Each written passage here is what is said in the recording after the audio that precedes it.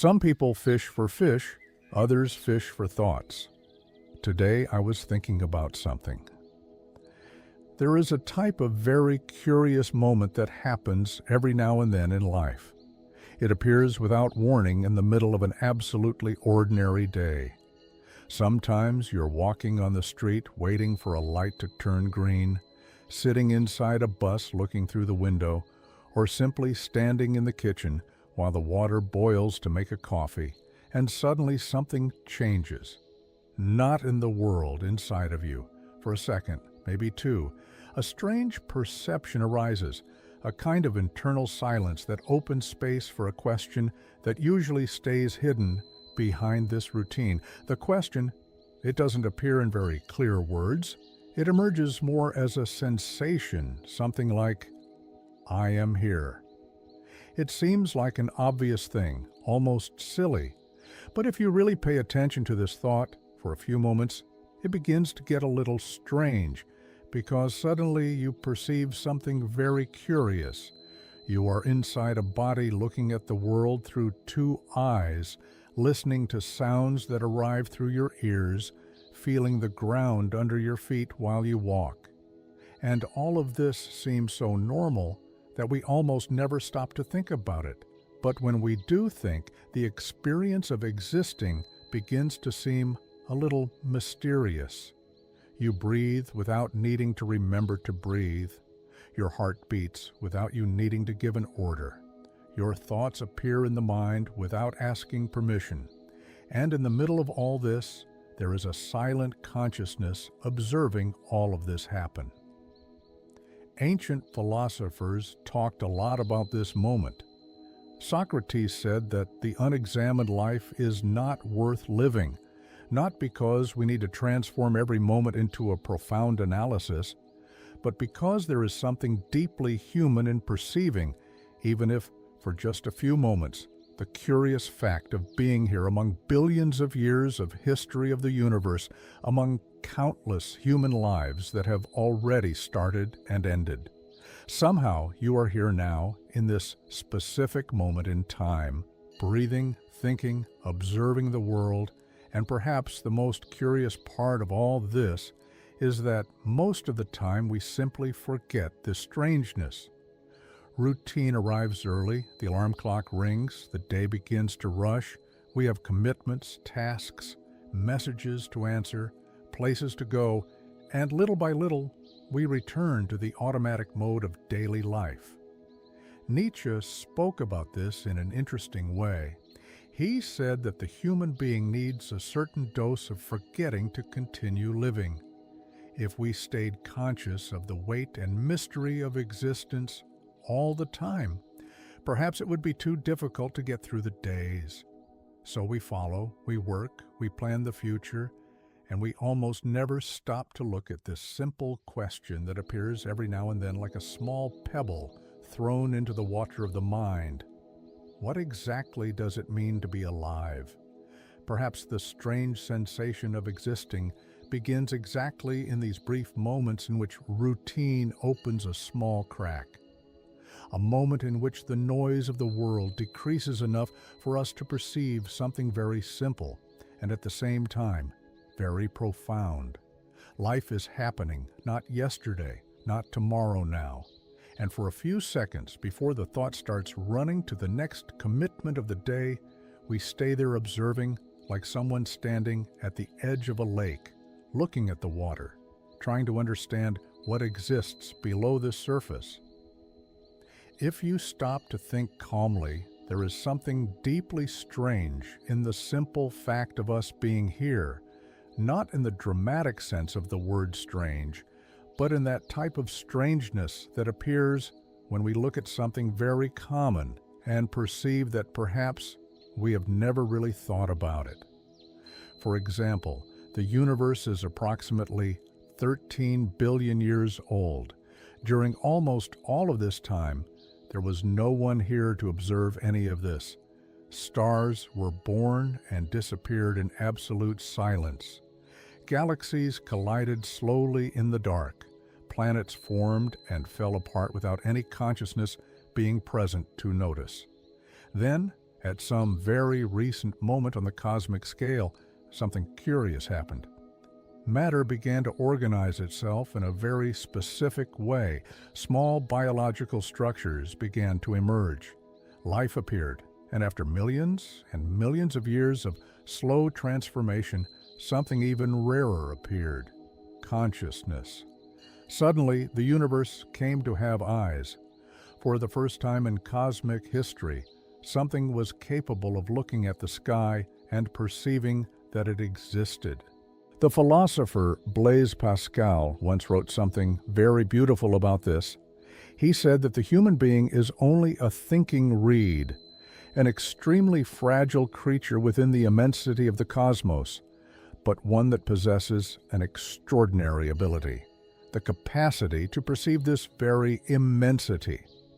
In other words, we are small, very small, but we are conscious of this fact, and this completely changes the experience of existing, because we are not just part of the universe, but we are the point where the universe begins to perceive itself. There are some thinkers who like to say that we are a way the cosmos found to know its own history. Atoms that were forged inside ancient stars now form our bodies. The iron in our blood was born in the interior of stellar explosions that happened billions of years ago, and now these same atoms are here sitting at the edge of a lake thinking about what it means to exist. When we think this way, life begins to seem a little more mysterious, not in the sense that we need to find a definitive answer for all of this. Perhaps some questions are too big to fit into simple answers, but in the sense of perceiving that the simple fact of being here is in itself something extraordinary. Breathing, thinking, looking at the sky, hearing the sound of water moving slowly. These things seem small when we are trapped in the rush of day-to-day life, but when we stop for a few moments and look with attention, we perceive that there is something deeply improbable happening.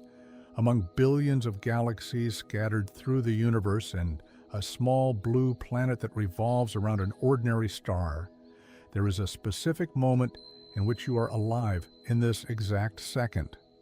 And perhaps the most curious part of all is that no one really asked to be here. We didn't choose to be born, we didn't choose the time in which we would appear in history, and yet here we are. Many call this being thrown into the world, the idea that each human being simply awakens at a certain moment of existence within a story that was already happening long before you arrived. And suddenly, you are here inside a body, an era, inside a life, and little by little, you go trying to understand what to do with all of this. Perhaps the mystery of this existence is not only in the big philosophical questions about the universe. Perhaps it is also in the small details of the human experience. The way the wind crosses a silent afternoon, in the way the light changes slowly throughout the day, in the fact that thoughts appear in the mind without you knowing exactly where they came from. Perhaps existing is exactly that, participating in a mystery that no one completely understands, but that somehow we are all living at the same time, as if we were all walking around a very deep lake, observing the surface, knowing that something exists down there, even if we can never see everything that is there. Perhaps the most human thing that exists is the attempt to understand all of this. Since the first human beings began to look at the night sky, something inside the mind started to ask questions. Questions that seem simple at first, but that quickly become too deep to fit into easy answers. Why are we here? What does it mean to exist? Where is all of this going? These questions, they crossed entire civilizations. Philosophers, scientists, poets, and thinkers dedicated their lives trying to get closer to some answer. Some believed that the key was in reason, others sought meaning in spiritual traditions. Some reached the conclusion that the mystery is perhaps an inevitable part of the experience of existing. Albert Camus, for example, said that the human being lives in a constant confrontation between two things: the deep desire to find meaning and the silence of the universe before this question. This conflict was called by him the absurd, not in the sense of something ridiculous, but in the philosophical sense of the word. The absurd is this moment in which we perceive that the human mind wants clear answers, but the universe does not seem obliged to provide them. And yet we continue asking, we continue trying to understand, perhaps because the human mind works exactly like that.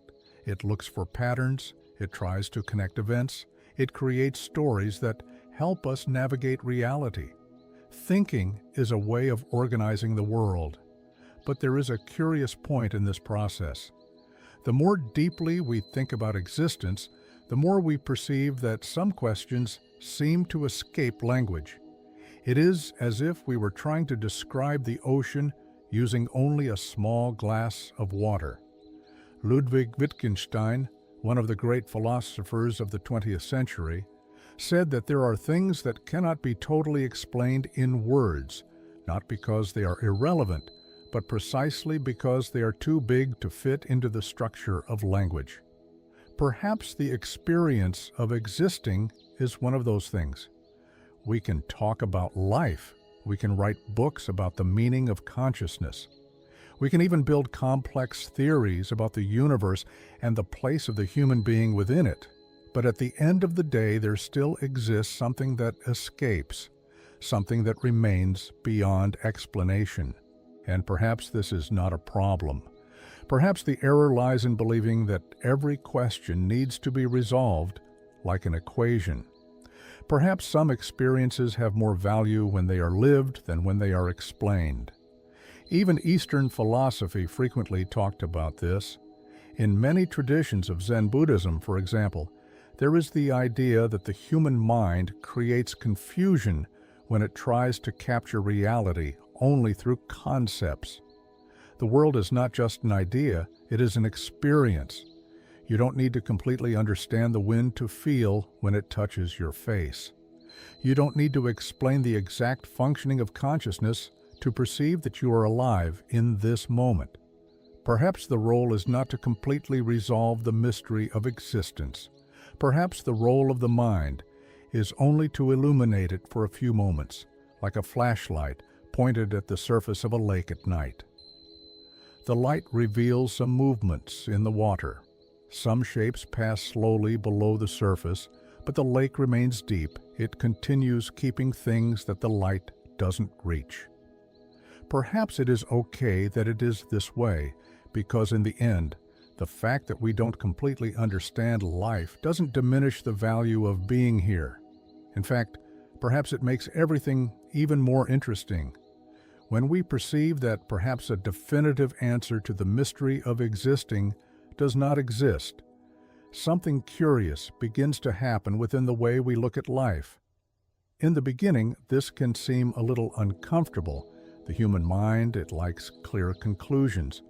We like the sensation that things were finally resolved, that we found a solid explanation for that which unsettled us.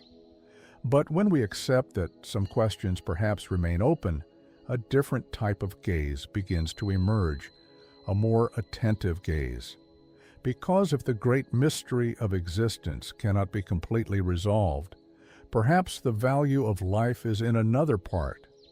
Perhaps it is hidden in places that we normally ignore, in simple moments. There is something curious about the way we live. We spend a large part of life waiting for big events, waiting for achievements, important changes, moments that seem worthy of being remembered in the future.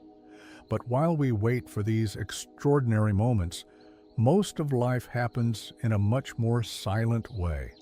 It happens in ordinary mornings, in brief conversations, in the repeated routes between one place and another. It happens when someone laughs at a small thing, when the sun crosses a window in an unexpected way, when you perceive the smell of rain arriving before the water touches the ground. These moments usually pass too fast, because the mind is almost always busy with something else, thinking about the next commitment, resolving problems that haven't even arrived yet, revisiting past situations that can no longer be altered, and yet, little by little, we stop perceiving that which the philosopher Martin Buber calls an encounter with the present. For Buber, human life happens in a more authentic way when we manage to be really present in the experience that is before us. Not just physically present, but conscious in the moment that is happening now. It sounds simple, but it is surprisingly difficult. The mind, it has a habit of escaping the present. It prefers to revisit the past or anticipate the future. The now, many times it passes unnoticed. Perhaps that is why those rare moments exist in which something inside of us slows down. Moments in which, for a few seconds, the routine opens space for a slightly different perception, an instant in which it shifts, and we simply notice the fact of being alive. You perceive the temperature of the air, the distant sound of someone talking, the sensation of your own body occupying a place in space. Suddenly, something that seemed completely common gains a kind of silent glow, not because the world changed, but because you perceived that you were in it. The philosopher Alan Watts, he talked a lot about this. He said that life is not a problem to be solved, but an experience to be lived, a dance that happens moment after moment, even when we are too busy trying to find out what the meaning of this music is. Perhaps the strange sensation of being alive is precisely this unexpected perception that while we were trying to understand the meaning of life, it was already happening in the small details, in the seconds that pass without making noise. Perhaps the value of existence is not hidden in some big secret of the universe. Perhaps it is right here in the simple fact that this moment exists, just like the tranquil surface of this lake. At first glance, it seems that nothing is happening, but if you observe calmly, you will perceive that the water is never really still. There are small movements, discrete waves, reflections that change slowly as the light of the sky transforms. And perhaps it is exactly like that, the silent movement that happens all the time, even when no one is looking. Perhaps the strangest sensation of all is perceiving that we are conscious, not just alive, but conscious of being alive. Animals also breathe, walk, and look for food. They cross their days following the flow of nature, but the human being carries something more, a kind of internal mirror that allows observing one's own experience while it happens. We don't just live, we perceive that we are living. A small difference changes completely the way we cross the world, because at some moment in life we all have that silent instant in which the mind seems to take a step back and look at its own existence.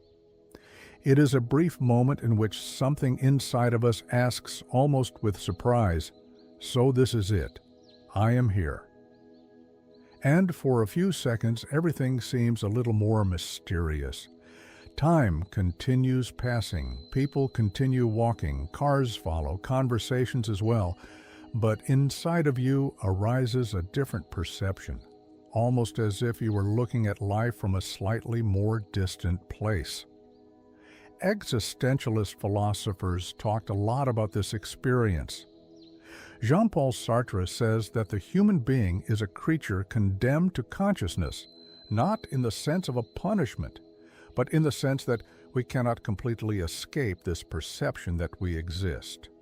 At some moment, sooner or later, the question appears, what does it mean to be here? Perhaps life is not a question that needs to be resolved, but an experience that needs to be crossed, something that reveals itself slowly while the days pass, while the stories unfold, while we continue walking, even without completely understanding the path. Perhaps consciousness is just that, the capacity to observe one's own crossing. Just like someone sitting at the edge of a lake looking at the surface of the water, thoughts appear, memories emerge, questions cross the mind like small fish passing under the surface. Some stay for a moment, others disappear quickly, but guess what? The lake continues there, deep and silent, and perhaps in the end, the strange sensation of being alive is just that, perceiving, even if for a very brief moment, that among all the vastness of the universe, there exists a small point where life is happening now, a point where someone breathes, where someone observes, where someone thinks. And that point, by chance, is you now. Now, if this flow of thought made sense to you, I invite you to like, leave your comment, and say that you are more than welcome to subscribe to the channel.